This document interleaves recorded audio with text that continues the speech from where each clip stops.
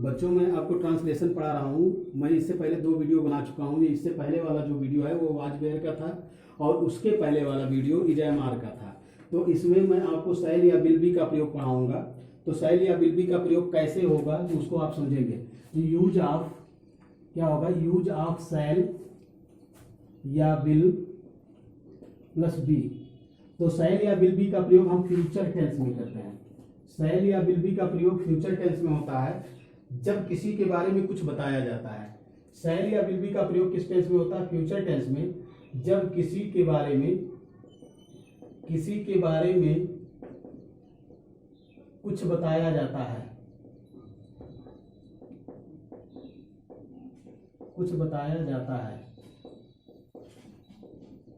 अब ध्यान से समझ लीजिए, यूज ऑफ शैल या विल बी मतलब शैल या विल बी का प्रयोग आप पढ़ रहे हैं। तो शैल या विल बी का प्रयोग किस टेंस में होता है? फ्यूचर टेंस में। जब किसी के बारे में कुछ बताया जाता है और वाक्य फ्यूचर टेंस में होता है तो हम शैल या विल बी का प्रयोग करते हैं। तो इसमें सबसे पहले मैं स्ट्रक्चर लिख दे रहा हूं। जैसे देखो, सब्जेक्ट प्लस क्या होगा? शैल या विल प्लस होगा बी। इसके साथ क्या आएगा? नाउन। इसके साथ क्या आएगा? To plus B1। इसके साथ अबाउट 2 प्लस B1। इसके साथ आएगा हैविंग 2 प्लस B1। क्लियर? जब वाक्य का अंत गा, गी, गे से होगा तो नाउन होगा। इसका डिटेल अभी मैं बता रहा हूं। ना होगा, नी होगी, वाला होगा या वाली होगी। यहां इसका अंत होगा वाला ही होगा से, इसका अंत पढ़ रहा होगा से होता है। क्लियर? तो ये क्या हो गया, ये आपको बताया गया। जैसे देखो, सब्जेक्ट प्लस शैल या बिल प्लस नाउन का प्रयोग कब करेंगे? जब वाक्य का अंत गा, गी, गे से होगा। और शैल सब्जेक्ट प्लस शैल या bill B plus 2 plus B1 का प्रयोग कब करेंगे? जब वाक्य का अंत ना होगा, ना नी होगी, वाला होगा, इन सबसे होगा। और सब्जेक्ट प्लस शैल या will plus be plus about 2 का प्रयोग कब करेंगे? जब वाक्य का अंत वाला ही होगा से होगा। अब देखो, और शैल या will plus be plus having 2 का प्रयोग कब करेंगे? जब वाक्य का अंत पढ़ रहा होगा से होगा। अब देखो, तो शैल या बिल बी का प्रयोग हम किस टेंस में करते हैं? फ्यूचर टेंस में करते हैं। जब वाक्य फ्यूचर टेंस में होगा, वाक्य में किसी के बारे में कुछ बताया जाएगा, तो हम किसका प्रयोग करेंगे? शैल या बिल बी का प्रयोग करेंगे। तो उसमें इन चारों स्ट्रक्चर का प्रयोग कब होगा, कैसे सेंटेंस में होगा, उसको मैं सिखाने का प्रयास कर रहा हूं। तो इसमें पहला जो स्ट्रक्चर है, तो इसमें सब्जेक्ट प्लस क्या है? शैल। सब्जेक्ट प्लस, इसमें पहला स्ट्रक्चर जो है सब्जेक्ट प्लस शैल या विल प्लस बी प्लस क्या होगा? नाउन होगा। क्लियर? तो इसका अंत किससे होगा? गा, गी, गे से होगा। तो इसमें क्या होगा? जैसे देखो, वह एक अध्यापक होगा, वह एक अध्यापक होगा। अब इसमें देखो, उसके बारे में फ्यूचर में इंफॉर्मेशन दिया जा रहा है कि वह एक अध्यापक होगा। तो ऐसी स्थिति में हम क्या करेंगे? यहां पहले लिखेंगे ही, उसके बाद लिखेंगे बिल प्लस लिखेंगे be a teacher. He will be a teacher. मतलब वाक्य का अंत किससे हो? गा, गी, गे से हो। मतलब वाक्य से पहले जब नाउन आएगा, मतलब हिंदी के वाक्य में, हिंदी के वाक्यों का अंत किससे हो? गा, गी, गे से हो। और वाक्य फ्यूचर टेंस में तो गा, गी, गे से होगा, तो फ्यूचर टेंस में होगा ही। और वाक्य में किसी के बारे में कुछ बताया जाए तो हम क्या करते हैं? शैल या बिल प्लस बी लगाते हैं, फिर नाउन का प्रयोग करते हैं। जैसे देखिए, वह एक अध्यापक होगा, तो क्या हो जाएगा? He will be a teacher. अब देखिए, दूसरा स्ट्रक्चर जो इसमें है, दूसरा है क्या? सब्जेक्ट प्लस क्या लिखेंगे? शैल या विल प्लस क्या लिखेंगे? बी प्लस होगा 2 प्लस होगा B1 प्लस क्या लिखेंगे? ऑब्जेक्ट लिखेंगे। इसका अंत किससे होगा? ना होगा, नी होगी, ने होंगे से होगा। जैसे देखो, उसे घर जाना होगा, उसे घर जाना होगा, तो क्या हो जाएगा? He will be to go to house. He will be to go to house. Clear? He will be to go to house. अब इसका निगेटिव इंट्रोगेटिव आप बना लीजिएगा। जैसे देखो, इसका निगेटिव क्या बनेगा? वह एक अध्यापक होगा, तो ही विल बी अ टीचर। उसका निगेटिव क्या होगा? वह एक अध्यापक नहीं होगा। He will not be a teacher. क्या वह एक अध्यापक होगा? Will he be a teacher.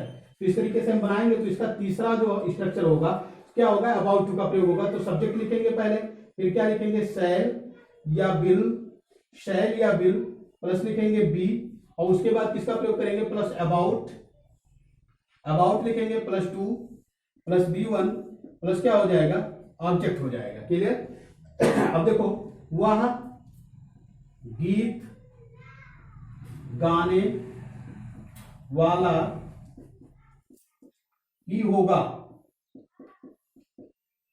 वह गीत गाने वाला ही होगा। अब इसमें देखिए बताया गया है, यहां इस सेंटेंस को देखिए, इसमें इंफॉर्मेशन दिया गया है, वह एक अध्यापक होगा, तो वह एक अध्यापक होगा उसके बारे में बताया गया है। अब देखिए उसे घर जाना होगा, ये इसका प्लान है, ये दूर का प्लान है। और इसी चीज में वह गीत गाने वाला ही होगा, तो ये क्या नजदीकी प्लान है, फ्यूचर में बताया गया लेकिन ये नजदीकी प्लान है। तो जब नजदीकी प्लान होता है तो अबाउट टू का प्रयोग करते हैं। तो इसमें क्या होगा, सबसे पहले जैसे देखो ही, उसके बाद लिखेंगे बिल बी अबाउट टू, उसके बाद हो जाएगा sing a song, he will be about to sing a song.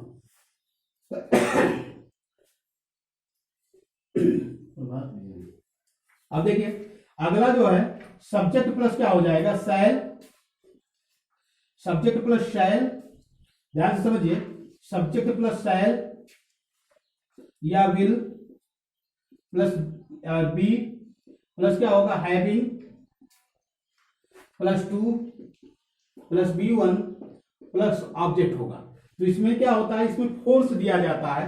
जैसे देखिए, उसे गीत गाना पढ़ रहा है, पढ़ रहा होगा, उसे गीत गाना पढ़ रहा होगा, तो क्या हो जाएगा, he will be having to, he will be having to sing a song, he will be having to sing a song. Clear. तो ये आपका था शैल या विल बी का प्रयोग। अब इसको देखो ध्यान से एक बार फिर समझ लीजिए। शैल या विल बी का प्रयोग हम फ्यूचर टेंस में करते हैं जब किसी के बारे में कुछ बताया जाता है। फ्यूचर टेंस में कैसे, जैसे देखो वह एक अध्यापक होगा, वह आपके फ्यूचर टेंस में, और इसमें किसी के बारे में कुछ बताया गया है, तो क्या हो जाएगा, he will be a teacher. Clear. तो अब ध्यान से समझ लीजिए, इसमें शैल या विल बी का प्रयोग हम किस टेंस में करते हैं, फ्यूचर टेंस में, जब किसी के बारे में कुछ बताया जाता है, मतलब वाक्य में किसी के बारे में कुछ बताया जाएगा तभी हम शैल या विल बी का प्रयोग करेंगे। जैसे देखो सब्जेक्ट शैल या will plus be plus noun, मतलब नाउन कब आएगा, जब वाक्य का अंत गा गीगे से होगा। जैसे वह एक अध्यापक होगा तो क्या हो जाएगा, he will be a teacher, उसे वह एक गायक होगा, he will be a singer.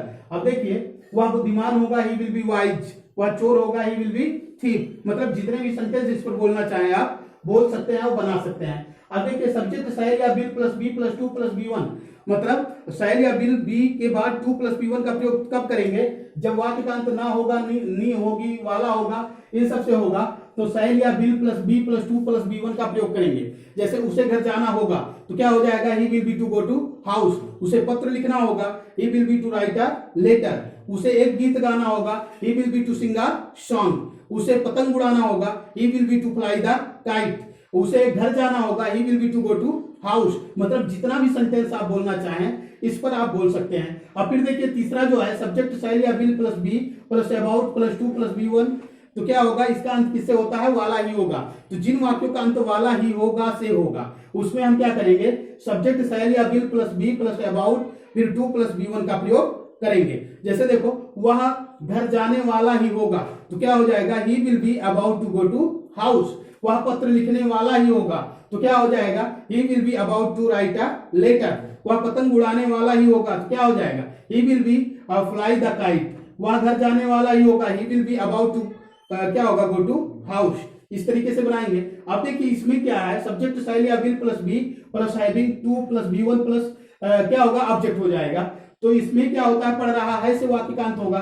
जैसे उसे गीत गाना पड़ रहा है तो क्या हो जाएगा, he will be having to sing a song, उसे पतंग उड़ाना पड़ रहा है, ही विल बी फ्लाई क्या हो जाएगा, he will be having to fly the kite. तो इस प्रकार से इसका क्या करेंगे, हम इसका शैल या विल बी का यूज करेंगे। यहाँ आपको 4 यूज बताए गए, इसमें बहुत सारे यूज होते हैं, लेकिन ये 4 यूज कब होते हैं, जब वाक्य फ्यूचर टेंस में होता है और किसी के बारे में कुछ बताया जाता है। इसमें भी किसी के बारे में बताया गया है, इसमें मतलब सब में किसी ना किसी के बारे में कुछ ना कुछ बताया गया है और किसी भी वाक्य में कार्य नहीं हो रहा है। जैसे मैं घर जाने वाला ही जैसे वह घर जाने वाला ही होगा, घर गया नहीं है, जाने वाला ही होगा, मतलब उसको उसके प्लान को बताया जा रहा है, वो क्रिया नहीं कर रहा है, मतलब उसके बारे में बताया जा रहा है। वह पतंग उसे पतंग उड़ाना पड़ रहा होगा, तो मतलब वहां उसके बारे में बताया जा रहा है, यहाँ वह उपस्थित नहीं है। तो जब वाक्य में किसी के बारे में कुछ बताया जाता है और वाक्य फ्यूचर टेंस में होता है तो हम शैल या विल बी का प्रयोग करेंगे। क्लियर? तो अब तक मैं आपको is, am, are, was, were और शैल, विल बी का प्रयोग पढ़ा चुका हूं। धन्यवाद।